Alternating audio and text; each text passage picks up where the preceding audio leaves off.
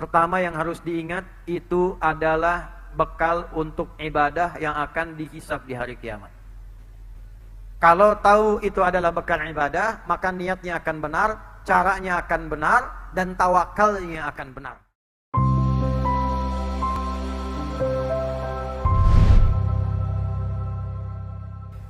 Ini kisah nyata saya alami sendiri.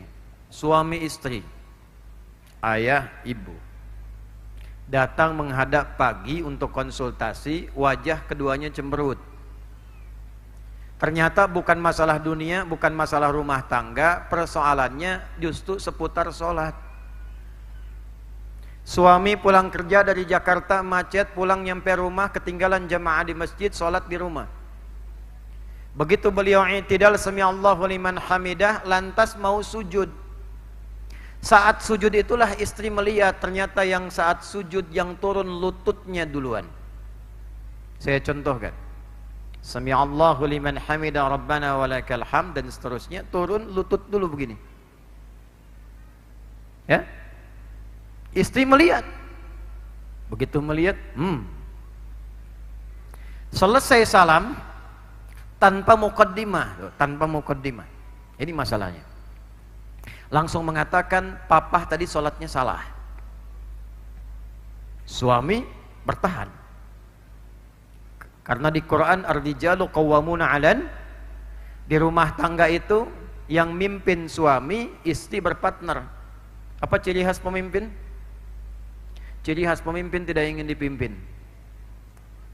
Jarang menerima saran, senang menerima masukan. Ini masuk tanpa muqaddimah mengatakan papa sholatnya salah, langsung defense. Salah kenapa mah? Harusnya tadi papa akan sujud telapak tangan dulu, bukan lutut. Jadi dalam pemahaman istri, turun ini telapak dulu, baru kemudian lututnya nyusul. Suami karena tidak ingin kehilangan gengsi juga mengatakan, mama yang nggak baca hadisnya. Padahal dua-duanya nggak baca. Saya tahu karena besoknya datang bercerita tentang itu. Problemnya yang istri ngaji di Ustadz A, yang suami ngaji di Ustadz B. Begitu datang saya sampaikan, Pak Ibu, yang di soal ini ada di satu kitab yang sama. Yang pakai lutut, pakai telapak tangan ada di Sunan Abu Daud. Yang pakai lutut nomor hadis 838, nih kitabnya paling kanan sebelah bawah, riwayat Wa'il bin Hujur. Yang pakai telapak tangan riwayatnya dari sahabat Abu Hurairah, nomor hadis 840 sampai 841, nih kiri atas. Jadi yang pakai lutut riwayatnya kama qala sallallahu alaihi wasallam, idza sajadta fala tasjud kama yabrukul ibil falyadha rukbatai qabla yadai. Kalau Anda mau sujud, jangan sujud seperti duduknya unta. Dahulukan lututmu sebelum telapak tanganmu. Lutut. Yang riwayat Abu Hurairah kama qala sallallahu alaihi wasallam, idza sajadta fala tasjud kama yabrukul ba'ir falyadha yadaika qabla lukbataik. Kalau Anda ingin sujud, jangan sujud seperti duduknya unta. Dahulukan telapak tanganmu sebelum lututmu. Tuh, bingung nggak? Bingung nggak? Karena baca terjemah. Karena baru dirasah belum tafaqquh. Kok bisa dua hadis statusnya sahih dua-duanya, bikin bingung, yang satu pakai lutut, yang satu pakai telapak tangan. Yang benar yang mana? Yang benar dua-duanya, pemahaman kita yang belum sampai ke situ. Saya sampaikan, Bu, yang pakai lutut ini, Pak, ini riwayat sahabat Wa'il bin Hujur. Wa'il itu lebih dulu masuk Islam dibandingkan dengan Abu Hurairah. Pada waktu itu nabinya masih kuat, ikut perang Badar, ikut perang Uhud. Kekuatan beliau masih prima. Dilihat Nabi salat turun sujud, lututnya yang turun duluan. Abu Hurairah masuk Islam 3 tahun sebelum Nabi meninggal. Nabi wafat kurang lebih usianya 63 tahun. Karena itu beliau masuk Islam usia Nabi sudah sepuh 60 tahun. Hadis-hadis yang disampaikan dalam usia Nabi sekitar 60-an itu menunjukkan kaki Nabi lututnya bermasalah. Kadang beliau pegang tongkat, kadang salatnya nyandar. Kenapa? Lututnya bermasalah. Karena umumnya semakin sepuh, masalah utama yang pertama apa? Lutut. Karena itu Abu Hurairah lihat Nabi sholatnya telapak tangannya turun. Karena ini meriwayatkan hadis, yang dilihat itu yang diriwayatkan, maka itu yang disampaikan. Maka ilmunya hadis datang namanya jam'un wa taufik. Al-jam'u wa taufik. Kumpulkan dua hadis, ambil pengertiannya. Inilah tafaqquh. Apa kesimpulannya? Oh, untuk sujud boleh menggunakan dua cara. Cara dasar pertama menggunakan lutut turun, baru kemudian telapak tangan. Yang kedua, kalau lutut bermasalah silahkan gunakan telapak tangan, tidak harus tua. Jangan juga anak-anak muda ada sholat di Masjid Istiqlal, turun kemudian telapak tangannya, jamaah lihat, tua nih. Mungkin dia main bola, kena tackle dia cedera, lututnya bermasalah, turun pakai telapak tangan. Jadi pakai telapak tangan boleh, pakai lutut boleh. Yang salah pakai kepala duluan. Masalah. Nah, itu namanya fikih. Karena itu unta yang pertama ibil yang tidak punya beban, unta yang kedua ba'ir yang punya beban. Saya tanyalah ibu, Bu, unta itu berapa kakinya? Orang yang tak tahu unta bilangnya 4. Saya ngajar tafsir di Tripoli, anak-anak mahasiswa saya bawa ke kebun binatang. Nanti boleh praktekkan di sini. Yang pengajar di SD, di SMP, di pondok, baca tafsir tentang hewan-hewan dalam Al-Quran, keluarkan, main kebun binatang, tanyakan pada pawang hewannya. Kenapa hewannya begini? Saya bagi 4 kelompok, ada kelompok unta, 2 kelompok kera, monyet. Yang ketiga kelompok gajah, keempat kelompok ular. Begitu selesai dipanggil dengan nama hewannya. Unta, datang. Paling gak enak monyet tuh. Yang menarik unta ketika ditanya pawangnya, ternyata kakinya 2. Berapa kakinya? Depan tangannya, yang 2 belakang kakinya. Oh. Jadi kalau tidak ada beban, unta itu tidak ada beban, maka dia mendahulukan bagian depannya. Nah, kita sebaliknya, lutut dahulukan. Tapi kalau dia punya beban tunggangan, maka dia tekuk lututnya dulu, baru kemudian telapaknya. Itu maksudnya. Kalau kita ngaji fikihnya sampai ke situ dalam kajian kita. Bahasanya apa? Timbangannya apa? Pakai alfiahnya. Dari mulai awal sampai akhirnya 1002 bait. Gunakan kaidahnya. Oh, ini pakai balaghah. Apa bacanya? Ma'ani, bayan atau badi'ah? Ini pakai arud, dari 16 buhur dipakai yang mana buhurnya? Apakah tawil, apakah rajas, apakah madid dan sebagainya? Paham sejarahnya, apa asbabul wurudnya, apa asbabun nuzulnya. Mengerti ini, sempurna hukumnya. Nah, sekarang kita punya masalah, kadang-kadang ngaji tidak tuntas, yang paling celaka akhirnya saling mencela. Yang paling berbahaya, ini hadis Muslim, bahaya. Menghilangkan pahala.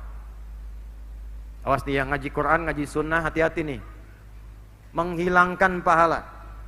Kalau ada orang belajar, bahkan beramal, setelah itu dia mencela orang lain, maka amal dari pelajaran dan pahalanya langsung ditransfer pada yang dicela itu.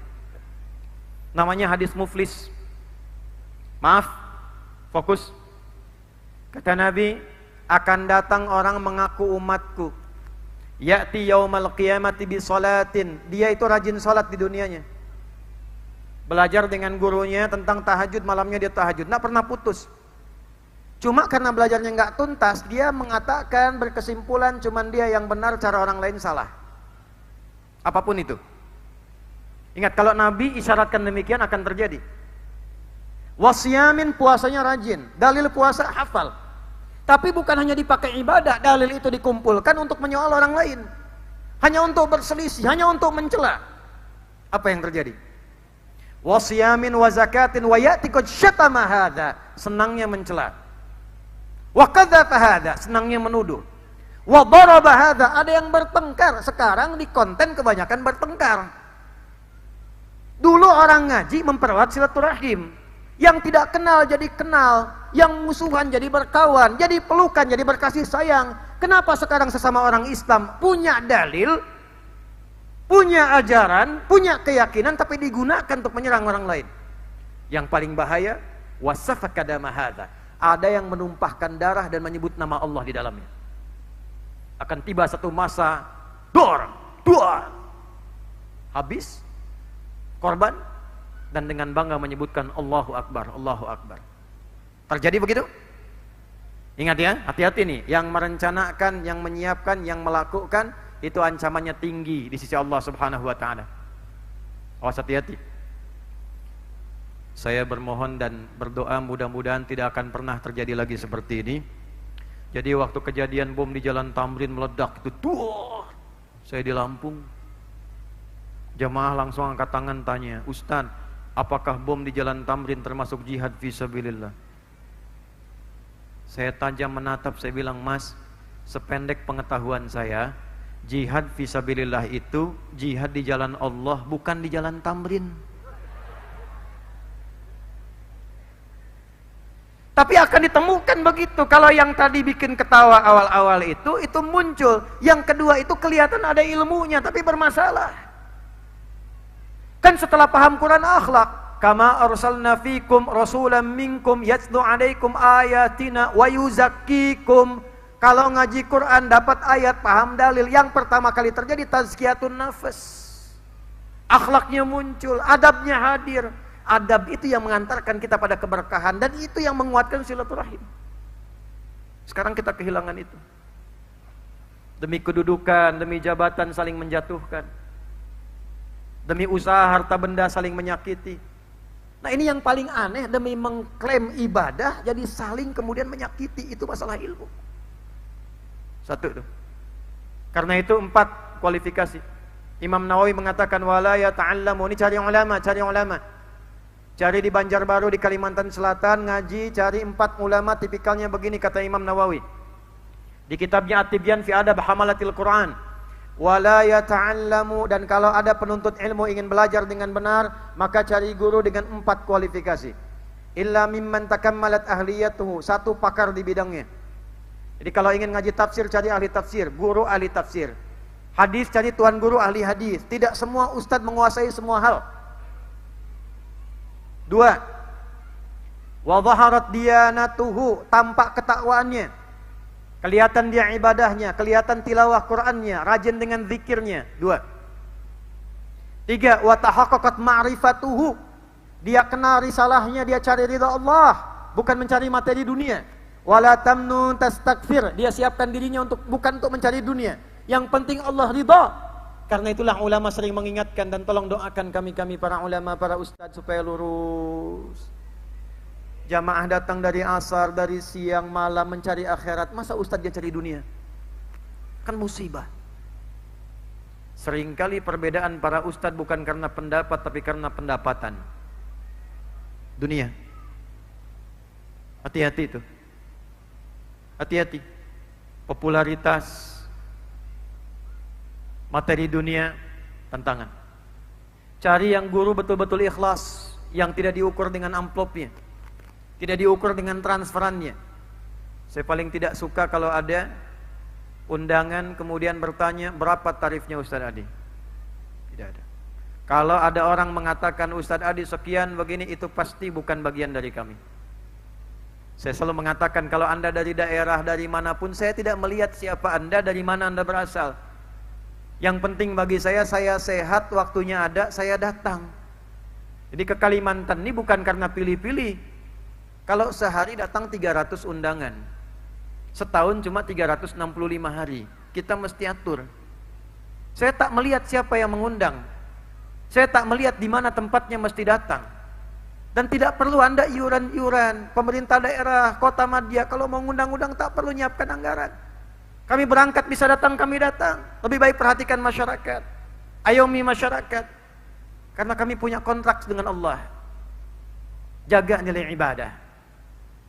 Nah, teman-teman cari, kalau ada orang-orang ulama demikian di Banjarbaru, jaga itu ulamanya. Jaga keluarganya, jaga dengan doa, jaga dengan perhatian. Karena susah menemukan yang demikian. Yang keempat, washtaharat siyanatuhu, akhlaknya mulia. Jadi kita dapat ilmunya, dapat agamanya, dapat ibadahnya, dapat akhlaknya. Itulah yang menjadikan keluar dari majlis ilmu akhlaknya mulia. Bicaranya baik-baik, melihat orang dengan tatapan kasih sayang. Orang taubat itu bukan karena ceramahnya, lihat wajahnya sudah ingat Allah. Ada orang lihat tetangga kan sudah ingat utang tuh. Jadi ada orang melihat, banyak dulu ulama itu yang datang ke majlis ilmu hanya untuk melihat sosok temannya, begitu melihat balik lagi. Kok Anda nggak teruskan? Saya cuma ingin lihat sosok yang mengingatkan saya dengan Allah Subhanahu wa taala. Balik lagi khusyuk ibadah. Nah, sulit menemukan yang demikian. Dan saya percepat, itu ilmu. Dua, ini sebagai nasihat saya, yang memilih jalur kedudukan, apapun itu bentuknya, pertama yang harus diingat, itu adalah bekal untuk ibadah yang akan dihisab di hari kiamat. Kalau tahu itu adalah bekal ibadah, maka niatnya akan benar, caranya akan benar, dan tawakalnya akan benar. Kenapa? Karena akan tiba satu masa orang ingin mendapatkan kedudukan, bisa saling berebut untuk menyingkirkan, menyungkurkan, dan mengecilkan. Ada yang menzalimi, yang penting bagaimana saya naik ke atas, yang lain saya tak peduli. Akan tiba masanya demikian, maka orang-orang yang dipilih oleh Allah untuk mendapatkan bagian itu, yang dia lihat ini adalah bagian ibadah saya akan dihisab di hari kiamat nanti. Maka dari itulah Nabi mengajarkan beberapa sahabat untuk peka terhadap masyarakat yang memilih kedudukan. Semua Nabi itu gembala kambing. Apa hikmahnya? Saya baru tahu ketika saya naik ke atas bukit untuk melihat kambing. Ternyata kambing bunyinya berbeda-beda. Tahu bunyi kambing? Gimana bunyinya? Bukan, Bu. Saya masuk tuh ada 3 jenis embe. 3 jenis. Masuk embe.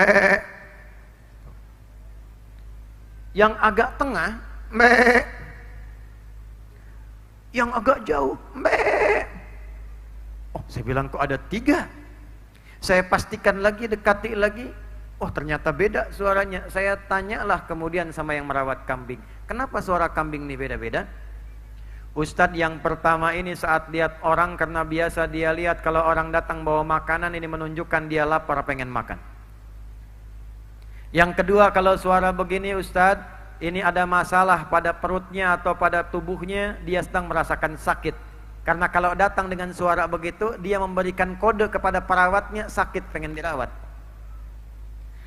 Yang paling kencang Ustadz, ini yang mungkin dia takut atau khawatir karena baru-baru tidak biasa lihat orang, ada suara ketakutan minta perlindungan dari induknya. Ternyata suara embikan kambing berbeda-beda, ingin menunjukkan kepada penggembalanya perhatian sesuai kebutuhannya. Inilah hikmahnya kenapa semua nabi menggembala kambing, supaya tahu suara umatnya. Oh, jalan Banjarbaru depan rusak.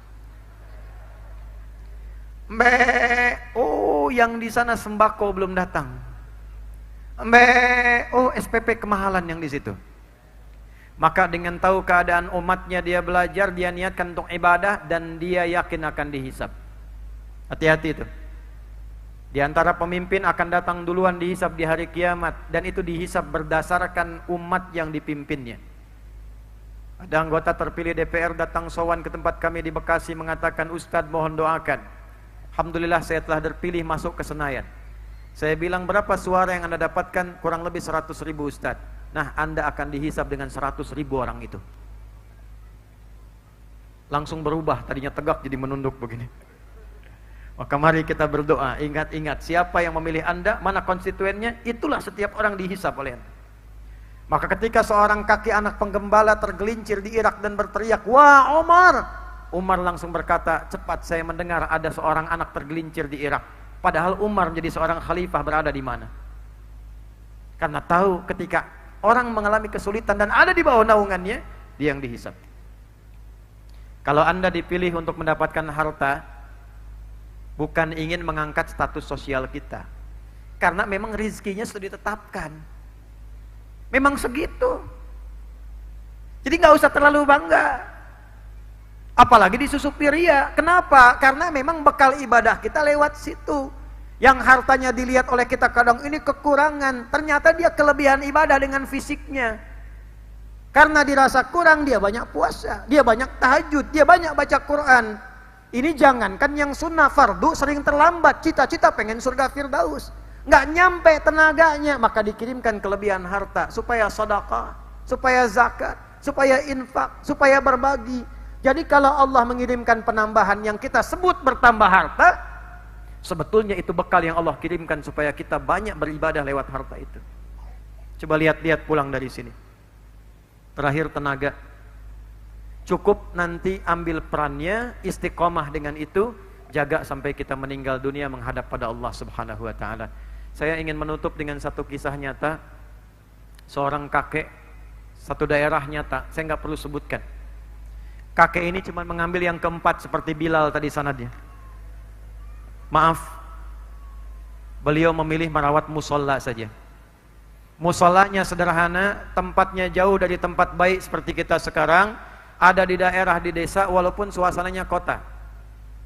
Tapi saking ikhlasnya beliau merawat musola ini, tiba-tiba datang seorang dari Qatar lewat ke situ dan mengatakan, saya ingin merenovasi musola ini, tapi yang merawat harus bapak ini. Pertanyaan saya, siapa yang mengantarkan orang itu dari Qatar jauh-jauh kok bisa ke daerah itu? Allah itu kalau sudah senang dengan niat kita, sudah ikhlas kita, sudah benar ibadah kita, Allah kirimkan penguat dan peyakin amalan kita mengantarkan pada husnul khatimah. Jadilah musola itu direnov, kakek itu merawatnya, beliau yang buka pintu, beliau yang ngepel, beliau yang melipat karpetnya, beliau adzan, beliau qomat, beliau imami. Kamis puasa, Senin Kamis puasa. Kamis puasa, sore ba'da asar, beliau tidur nunggu buka di masjid yang beliau jaga, musola yang beliau rawat, tiduran sambil zikir, merem melek, ya ayyatuhan nafsul mutmainnah, irji'i ila rabbika radiyatan. Beliau diwafatkan di tempat yang beliau rawat, pada hari beliau berpuasa, di hari yang baik ketika amalan diangkat kepada Allah di hari Kamis. Bayangkan waktunya mulia, pekerjaannya sedang puasa, ada di musola yang dirawat, dan meninggalnya hanya merem melek meninggal, selesai. Husnul khatimah. Antum saya lihat sebagian sudah merem melek tuh ya. Tapi nggak tahu bekal kita bagaimana ini. Tolong yang punya kedudukan dipakai pada yang baik-baiknya, karena akan dihisab. Ya. Kalau nanti sedang bikin kebijakan, tiba-tiba ada makelar datang, Bu, Pak, kalau nanti proyek saya lewat begini, fee-nya 5 miliar. Tolong katakan, maaf, jari saya dipakai tahiyat dalam sholat, tidak akan pernah saya gunakan untuk maksiat.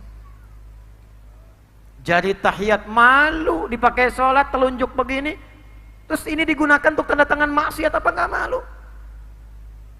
Habis maksiat sholat, at-tahiyatul mubarakatuh sholawat, kata malaikat. Habis maksiat dipakai sholat. Ada tawaran maksiat, katakan ini jari tahiyat, tidak akan pernah dipakai untuk maksiat. Dia balik lagi, setannya tambah pangkat yang tinggi, balik katakan, Bu, Pak, fee-nya nambah 50 miliar. Kan sudah saya bilang tadi, tunggu, saya istikharah dulu. Tidak ada maksiat yang diistikharahkan. Mudah-mudahan kita semua husnul khatimah. Jaga kondusivitas, rukun semuanya. Toh kita meninggal juga. Musuh kita satu sudah banyak, setan. Cita-cita pengen ke surga. Tadi saya di Batu Licin tanya jamaah pada Jumat. Ini saya tanya lagi nih sama jamaah sekarang. Siapa yang pengen ke surga angkat tangan? Dah, turun. Yang pengen surga Firdaus angkat tangan. Bersama Nabi. Dah, turun. Siapa yang enggak punya salah? Siapa yang kesalahannya satu saja? Siapa yang salahnya banyak? Tuh. Ya. Ini saya kasih tahu nih. Nabi Adam keluar dari surga, salahnya berapa? Satu. Makan buah terlarang, keluar dari surga. Salah satu, keluar dari surga. Antum tadi ngaku banyak pengen masuk. Maka dari itu jangan nambah musuh lagi, jalin silaturahim, ya. Tertib, kondusif, sayangi, kuatkan. TNI, Polri bantu, Banser dengan Kokam, akur, rukun, ormas-ormas kompak, ya. Kalau suasana apapun, mau pilkada, mau politik, mau apa, jangan saling menggunakan kekuatan untuk menyakiti, menjatuhkan, karena kekuatan itu di tangan Allah. Kalau Allah tidak berkehendak, tak akan jadi. Kalau Allah berkehendak, kalau dia baik, kebaikannya untuk masyarakat. Kalau kurang baik, ditampakkan yang kurang baik untuk diperbaiki. Kalau ada orang dititipkan harta, gunakan untuk berbagi dalam keadaan yang baik. Cukup jaga itu sampai kita meninggal. Jangan tambah banyak masalah. Dalil gunakan untuk ibadah. Tahan lisan kita sampai ke ujung kaki kita. Insya Allah selamat dan mudah-mudahan husnul khatimah di hadapan Allah Subhanahu wa Ta'ala.